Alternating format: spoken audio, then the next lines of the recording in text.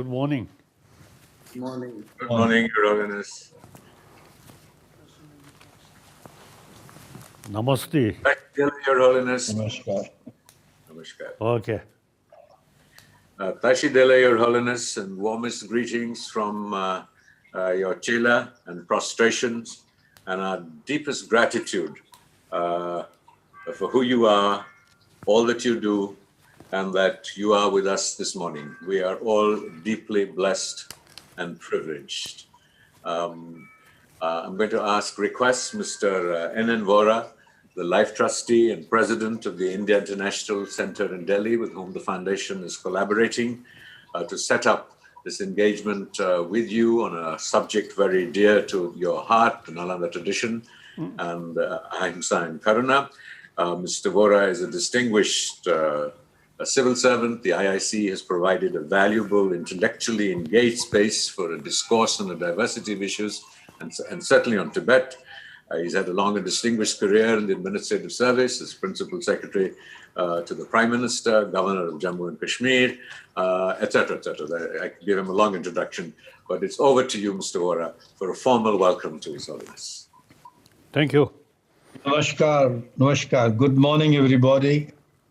Namaskar once again, Your Holiness. As Rajiv has just mentioned, it is a matter for great satisfaction that while we have been at it for some time, that this very important webinar has materialized this morning. And we are extremely grateful to His Holiness for having agreed to speak to us on a subject, on a topic of great importance in the context of what is happening in the world today. In welcoming His Holiness, I have great pleasure in being joined by the senior most active member of the IIC, Fali Nariman, who is also perhaps the senior most practicing advocate in the Supreme Court of India, and my former colleagues, some of whom I have not met for a long time, like Karuna Roy, whom I had the pleasure of meeting and hearing and making use of a great experience and knowledge before I went to Kashmir. I also like to particularly mention Dr. Saida Hamid, whom I've had the privilege of knowing for many years and collaborating on many good ventures.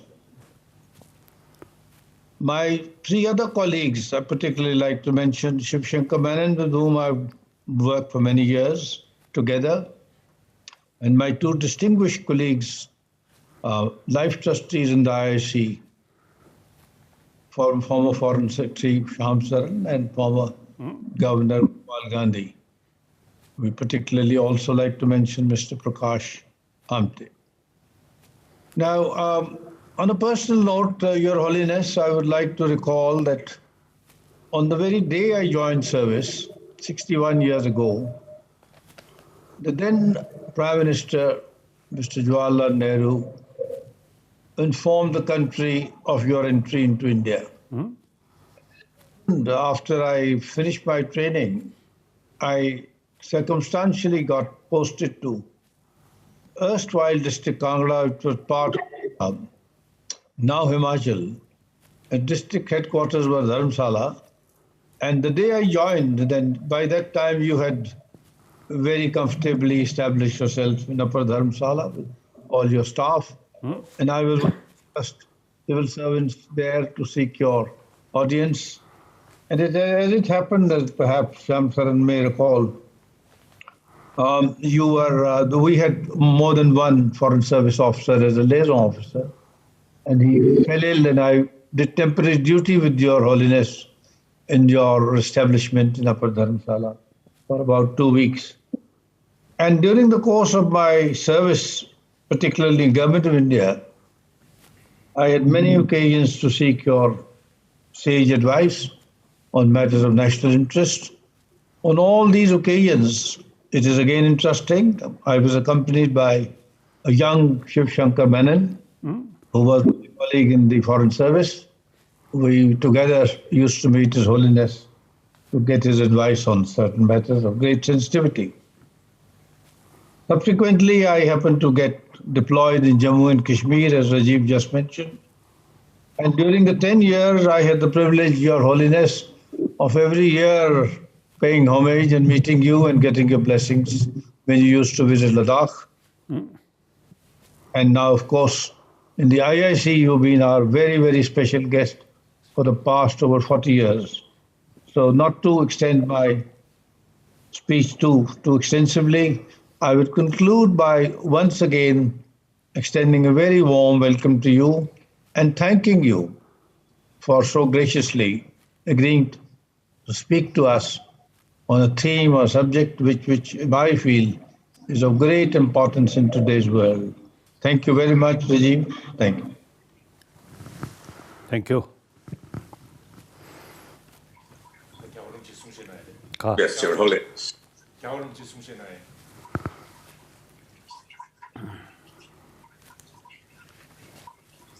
Now, indeed, I feel very happy through television talk with my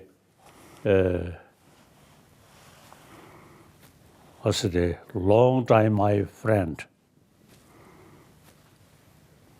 And as a matter of fact, now last 61 years, 60 years, 61 years, India is my home. Yeah. As Prime Minister mentioned in, I think, UN, the Buddha was Indian. It is true. All our sort of thinking, firstly, on the basis of Buddha's teaching. Now here, Buddha, mentioned, "Oh, my follower should not accept my teaching out of faith, but rather thorough investigation and experiment." So that's quite scientific. So the later Nalanda institution, take, I think, the main center of Buddha Dharma. All these Nalanda masters exactly follow Buddha's sort of advice. They always investigate every Buddha's teaching. They raise question, why Buddha said this? What is the reason? The Nalanda master never say, "Oh, this is Buddha say, must be true." No. Always raise question. So Nalanda tradition, eventually, 4 different school of thought about Buddha Dharma.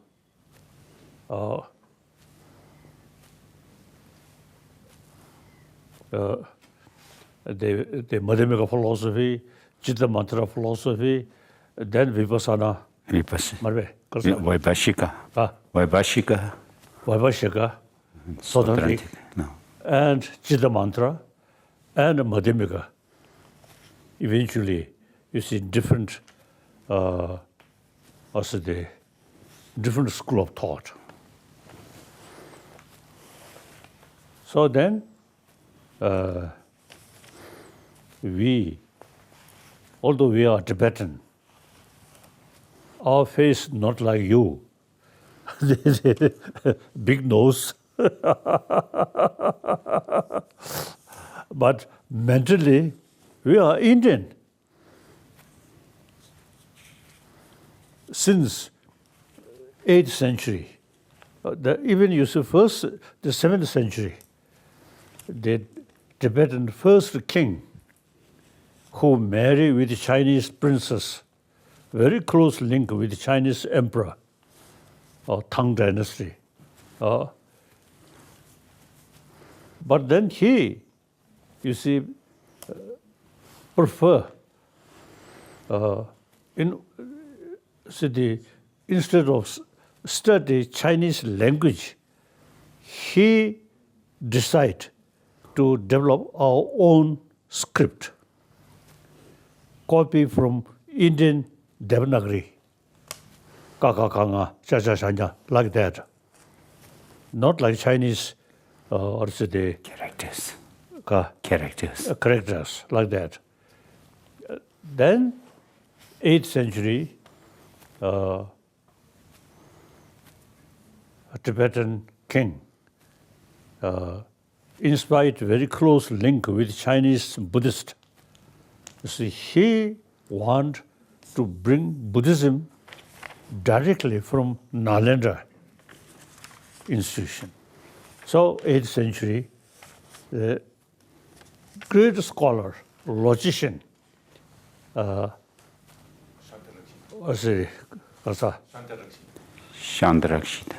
Shantarakshita invited. So when he reached Lhasa, he advised to Tibetan emperor, Tibetan king, since you have your own language, so instead of study Sanskrit or Pali, you see, you should translate. So some scholar mentioned to me, Shantarakshita, very old scholar, his writing about logic, about philosophy, still we study. So, you see, some scholars say, he himself, you see, pay some attention, study Tibetan. So, according his advice, now eventually we Tibetan have 100 volumes about Buddha's own word, own teaching. Here, many common books which exist in Pali tradition. And Vinaya, these are Buddha's own word, about 100 volumes. Then Nalanda masters like such as Nagarjuna, Arya Deva, Arya Asanga, like that. You see, the Nalanda masters were writing the subject logic, philosophy, psychology, and of course Vinaya. So all together about 200 volumes. Altogether 300 volumes. All to translation, mainly Sanskrit, like that. So we, including myself, you see, we, from childhood, you see, we learn these texts, the root text we memorize. I myself also, I think 6-7 year old, already started to learn some of the root text, memorize. So we Tibetan, all our mind filled by Nalanda thought, Indian thought. And then usually now these days I'm saying this physical survived with Indian dals, Indian rice, Indian chapati. So mentally, physically, I describe as a son of India, Indian citizen, like that. And then more important, I'm longest guest of Indian government. So now I'm very, very happy is having talk with my Indian friend. Now you may already know You see, now I'm 87-year-old. I have, you see, 4 commitments. Number 1 commitment, I'm a human being. I'm one of the 7 billion human beings. We human beings need 1,000-year-old India's tradition of karuna. With karuna and ahimsa, that humanity really need. So my number 1 commitment, try to promote India's sort of concept of ahimsa and karuna as a human being. And again, you see, Indian tradition, secular, not necessarily as a religious practice, but simply we are human beings. We have to live together on this planet. You see, last so many centuries, human beings killing each other. And the previous century, First World War, Second World War, is immense sort of violence. But actually, we are same human being. We have to live together on this planet. Now, even these days, some conflict. You see, all these is due to thinking, emphasis, we and they. Basically, we are same. Physically, mentally, so we are same. So now today's reality, Easterner depend Westerner. Western depend East. Similarly, North and South. So now, particularly global economy, now no national boundary. So now the reality shows we are same human being on this planet. So I'm trying to promote awareness, oneness of 7 billion human beings. This is my number 1. The second, I'm Buddhist. The religious harmony, very important. It is very possible. Look, India, all major world different religious traditions live together in this country. And because of India's tradition, Indian Muslim, they never, you see, expressed to me the because of the difficult relations between Shia and Sunni, whereas some other country killing each other because of Shia and Sunni. In this country, you see, all major religious traditions live together. Look, India is, I think, the only nation where all major world religious traditions live together. Besides India's homegrown different religious tradition, but from outside, Judaism and Christian, Muslim, and then Zoroastrian, all these come from outside, but very peacefully settled in this country. So India is an example, religious harmony possible. Now in this country, over 1,000 years, different religious traditions live together.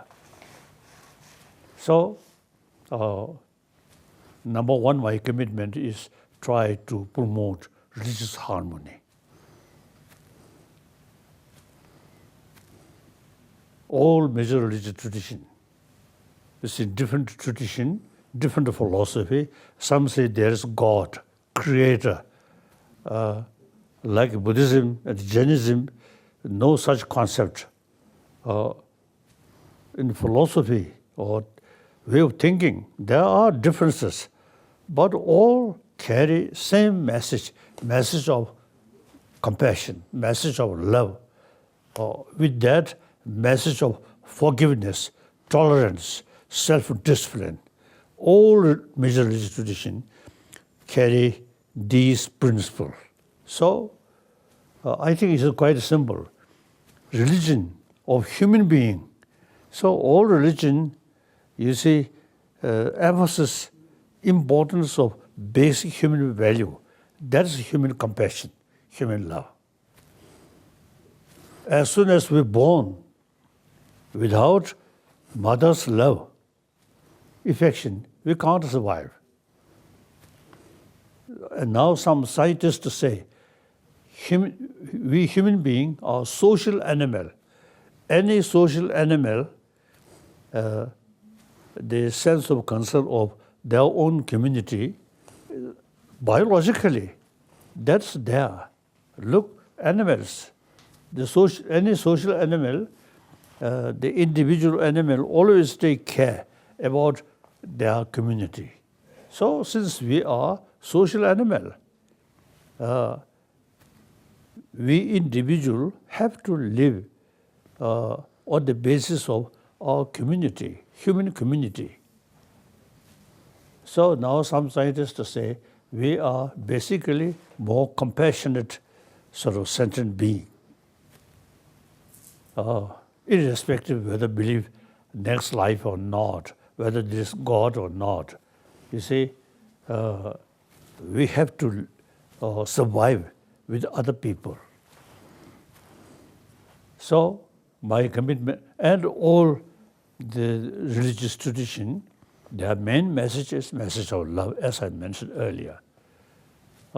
Since these religions are human beings' religion, on that basis, I'm trying to promote religious harmony. Then, my third commitment, I'm Tibetan.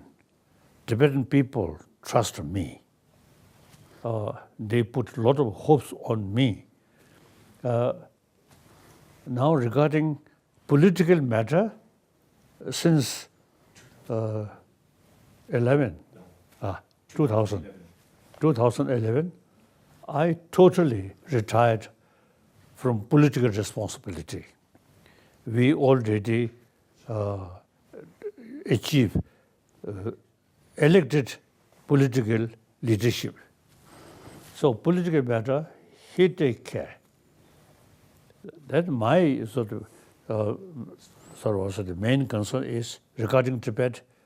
Firstly, environment. Now, according to some scientists, now global warming now increasing. So next few decades, global warming really reach the danger of these major rivers, lakes of Tibet eventually dry. Like Afghanistan, we are neighbor. So physically also is very close. So we can see when we're flying on Afghanistan, you see, there are traces of the big lake or big river now become very small lake and like stream, small rivers. So eventually, Tibet also become like that. So therefore, we have to take serious care about ecology of Tibet.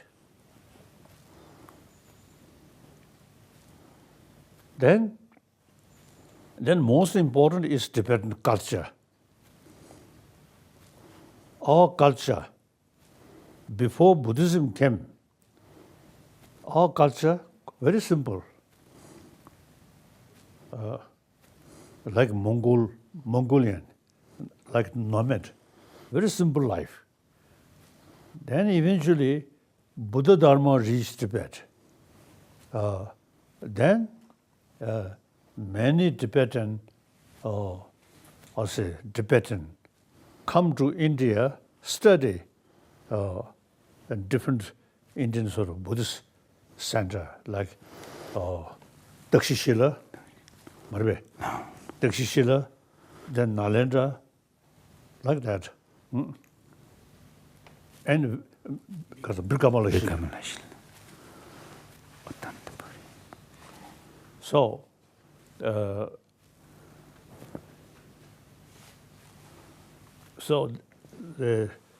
you see now, it's quite clear. Tibetan Buddhist tradition is very much a logical approach. Therefore, I myself, my own experience, I have sort of very close link with modern scientists because we are not just a faith, always you see investigation.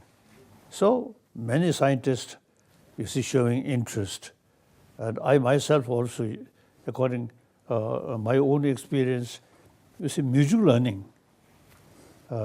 certain sort of also subject which mentioned in science, and when Nalanda institution there, and then these not yet developed. So now we have, you see, new subject about, you see, scientific sort of certain field. So we have now also direct sort of contact, mutual learning, very useful. So Tibetan Buddhist tradition, very rich. Sometimes I jokingly telling my Indian friend, traditionally, you Indian are our guru. Now modern time, not necessarily you are guru. Traditionally, we are Chela of India. Now seems to see the traditional Chela become guru.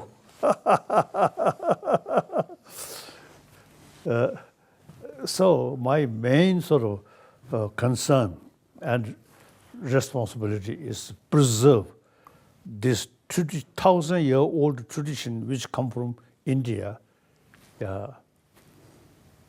This is third responsibility. Now fourth, my responsibility. All this knowledge come from India. Now modern India, you see, too much emphasis about materialistic sort of life, materialistic education.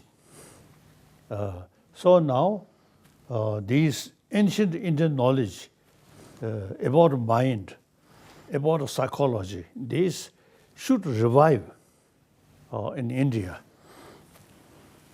So India have the ability and also the opportunity to combine modern knowledge through modern education and then ancient Indian knowledge based on ahimsa and karuna, and already about 2,000 years ago already developed the concept of shamatha, concept of vipassana.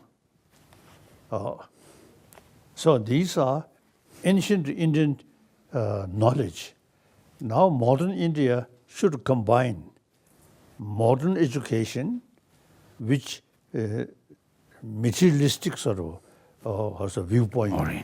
Oriented. And ancient Indian knowledge about mind, about emotion. These days I'm used something like, you see, hygiene of physical, hygiene of emotion. Hygiene of physical, the modern education sufficiently, you see, as they deal, and further investigation. Now hygiene of emotion in modern education, nothing. So hygiene of emotion come only Indian tradition, based on karuna and ahimsa, as I mentioned earlier. You see, these, you see, should combine as the hygiene of physical and hygiene of emotion. So now that's my fourth commitment. Try to revive this ancient Indian knowledge, which we kept over 1,000 years in Tibet. Now this Indian, which you can combine easily, modern education, and then ancient Indian knowledge combined. I think previous century, Mahatma Gandhiji, I think show world ahimsa. So number of people from different part of the world really very much attracted about Gandhiji's non-violent approach, like Nelson Mandela and Martin Luther King. Martin Luther King. So now, if you combine modern education and ancient Indian education about mind, then you can offer world about mind, about emotion. Now world facing a lot of problem due to emotion.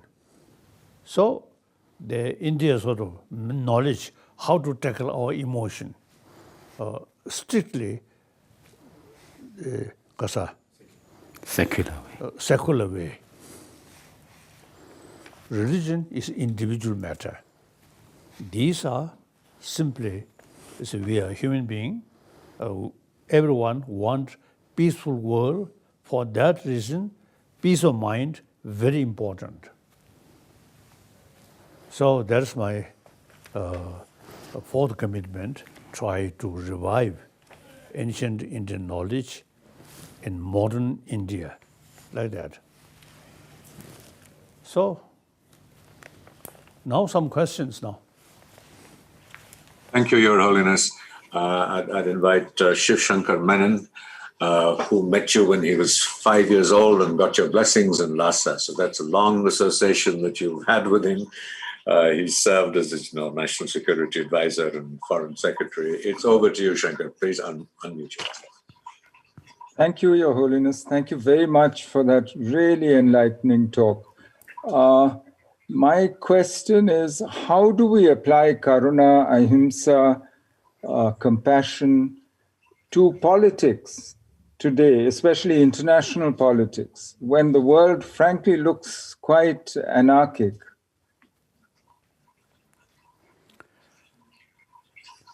Now I think on this planet, I think basically those also more knowledgeable people, I think really fed up about the present condition. You see, too much emphasis material value and too much emphasis we and they, not thinking about oneness of human being, and unfortunately including religion, my religion, their religion. So that I think now many world thinking people really fed up. So therefore now things are changing. I think the people of this planet, the way of thinking previous century and this century, I think must change, including mainly, I think, scientists and many also education people now really also fed up about the past complicated, narrow-minded thinking. So now there are, I think, a sign people fed up, and yet they do not know how to sort of new way thinking. So now India have the potential or ability to offer. I think it is, not nice, say by myself. I think many people loves me And so all these knowledge actually come from India. I think you know these knowledge come from Tibetan Samba. These knowledge come from India. So the India now, unfortunately, as I mentioned earlier, I think since British introduced education according English sort of style, Western style. So then meantime, sometimes I also have a little sort of critical view. When India become independent, then Mahatma Gandhi ji and these all sort of great Indian leaders should pay more attention about education. So the revival of ancient Indian knowledge about mind, about karuna, these things now should revive in this country. So there, I fully committed. So therefore,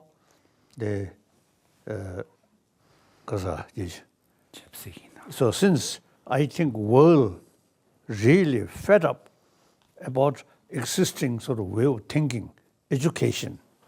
So now many thinkers is seeking some new way of education, new way of thinking.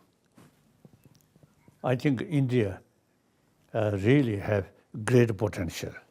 This is my feeling. They not necessarily, use the word Nalanda tradition. Then immediately, get the impression Buddhist tradition. I prefer just the Indian tradition. The Nalanda, India. All the Nalanda masters are Indian.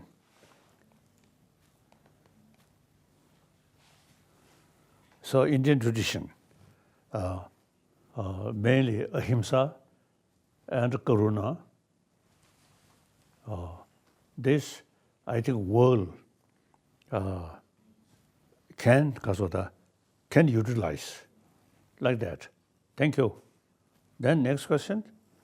Your Holiness, our next question is from Mr. Nariman, who's India's preeminent jurist, and his very strong connection with you was he accompanied you on your Pray for India journey to places of worship and pilgrimage of different traditions, one of your great passions.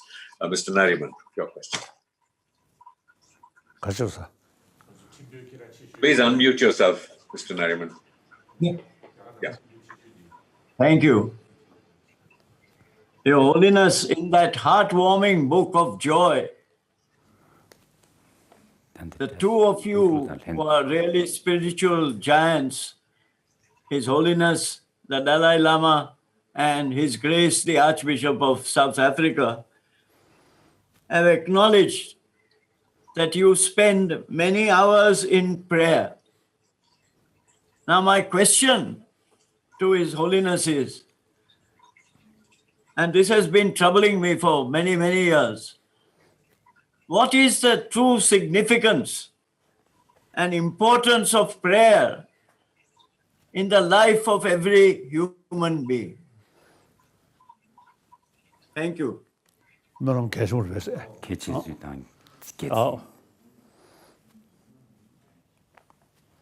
I think prayer useful on the basis of person who have some faith. Then prayer very good. But then, as I already mentioned, secular way, nothing to do with religion. Then prayer not much relevant. Simply, I feel thinking, our mind, our wisdom, thinking, analyze. Then you get the conviction, non-violence, karuna, ahimsa, these are key factors for happy individual, happy community, happy world.